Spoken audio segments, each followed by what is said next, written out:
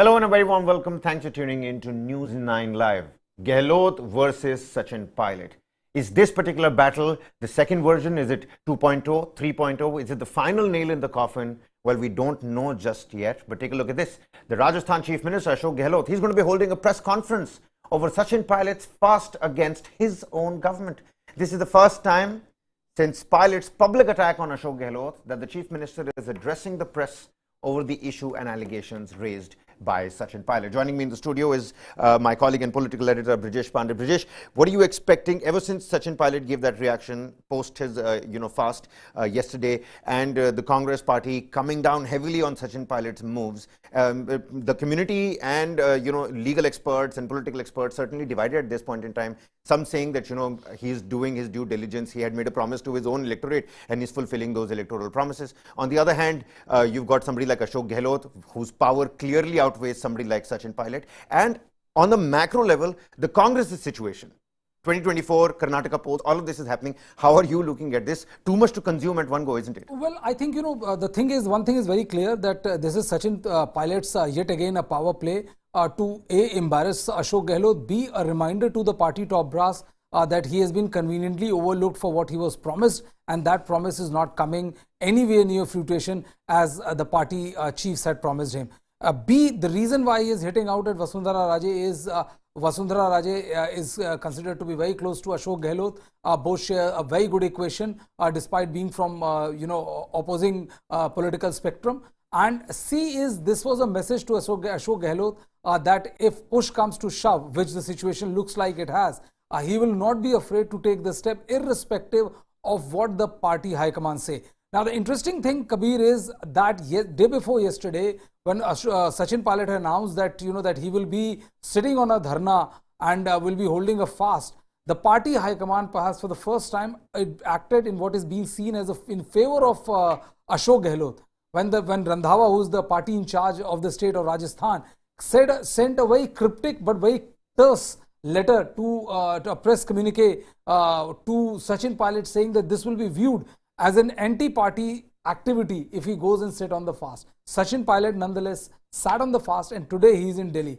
Rahul Gandhi is also in Delhi. It'll be very interesting to see who all gets to meet, who all Sachin Pilot gets to meet. Will he be seeking an appointment with Randhawa, who is arriving in Delhi at 2:30? Will he be seeking an audience with Rahul Gandhi and Sonia Gandhi?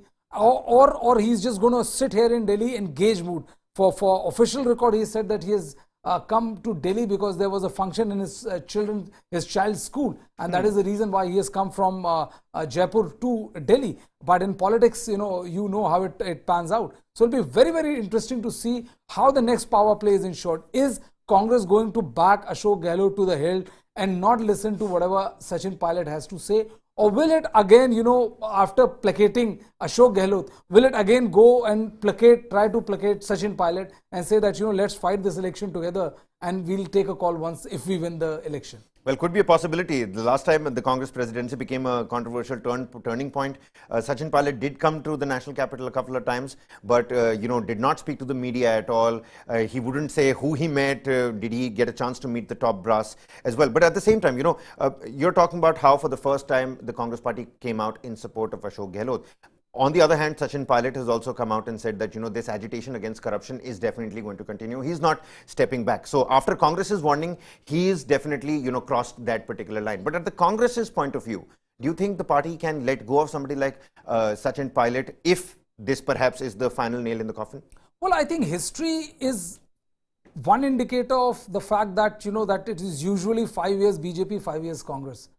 The second part is that in the last 4 years, I think, whatever damage you can do to a party has already been done to the party by both Sachin Pilot as well as Ashok Gehlot. It was first Sachin Pilot who took his share of MLAs to Haryana in Manesar, where it was a very clear indication of, how things are going to pan out. The second indicator come, and perhaps it was a very ill-timed, a very botched up or politically deprived of any political sense move by the central leadership, where they wanted to force Ashok Gehlot's hand by appointing him as a Congress president and allowing Sachin Pilot to become the Chief Minister of Rajasthan. Ashok Gehlot decided that he's going to have none of it. And in a very brutal display of power, he showed the high command their place. Forget Sachin Pilot. Everybody knows where, how the Sachin Pilot Ashok Gehlot equation and their power works in the state of Rajasthan. He basically showed a party high command their place that by seeing that if you try to mess with me and if you try to award somebody who tried to break the party, then that is not going to happen so easily. I mean, out of 100 plus MLAs, I mean, approximately 85, 90 were siding with Ashok Gehlot. So it was very clear that the majority was with Ashok Gehlot, and he also gave a clear warning that he's not someone who's going to be trifled with. So I think post that, not much is left in the hand of the Congress party, and the elections are like what, 5-6 months away. And going by this massive inter-party fight which is going on, I honestly don't see Congress to be on a strong wicket, as far as this 2023 election in Rajasthan is concerned.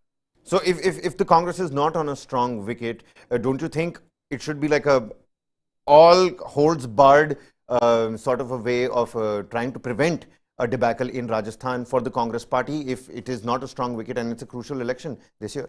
It is a very crucial election, but the thing is that ship has sailed for the Congress party, I think, some time back when Ashok Gehlot openly led a rebellion by saying that, I'm not allowing you to have your way.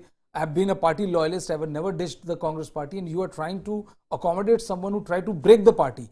And the only reason you are doing this is because either Rahul or Priyanka must have told Sachin Pilot that, that we'll make you the chief minister. It doesn't work that way. See, there were several signals which were sent with that revolt. The first one was the Congress High Command doesn't have that power, is not able to exercise the kind of power it used to have a couple of years back.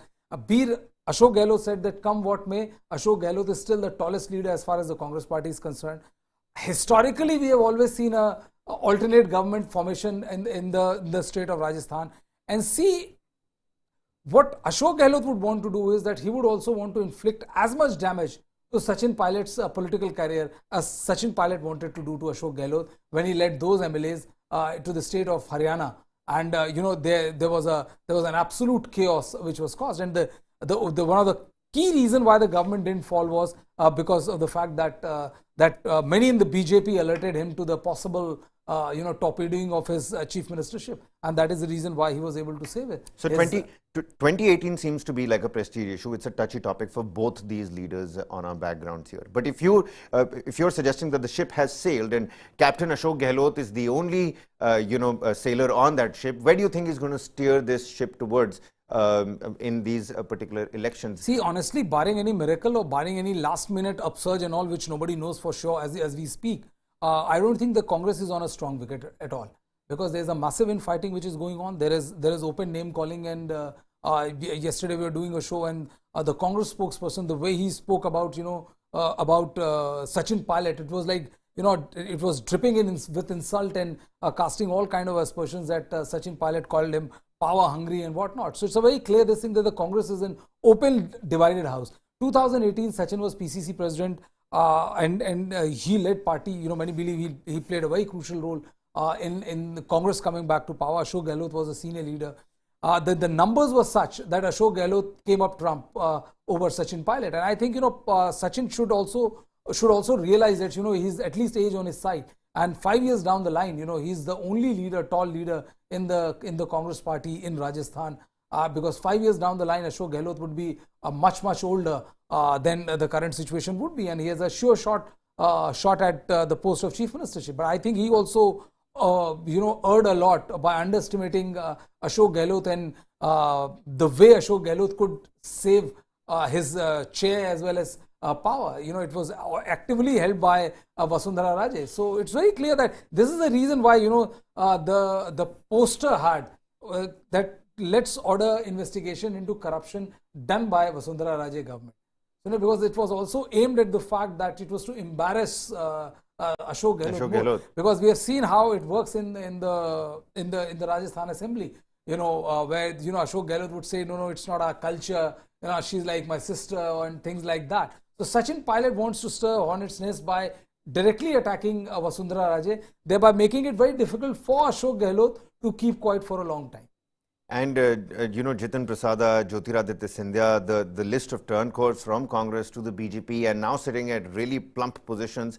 And that list is also quite big. Sachin Pilot, you rightly pointed out that, age is on his side. But it seems like at the same time, the Congress party is manifesting his, homecoming towards the BJP. It seems like it's pretty much paving the way for Sachin Pilot to go. You were speaking about that spokesperson who, was Yes. blubbering out insults against Sachin Pilot. Sachin Pilot is also looking at all of this. He's also witnessing what's happening in the media, or what, the opinions people are making in political spheres as well. Don't you think somebody like Sachin Pilot would want to cut his losses and say, like, okay, I'm done with Congress now. I would like to move on. I think he realized this long back, and I think that is the reason why there was this power display and power play which was in functioning when he shifted to the state of Haryana in Manesar.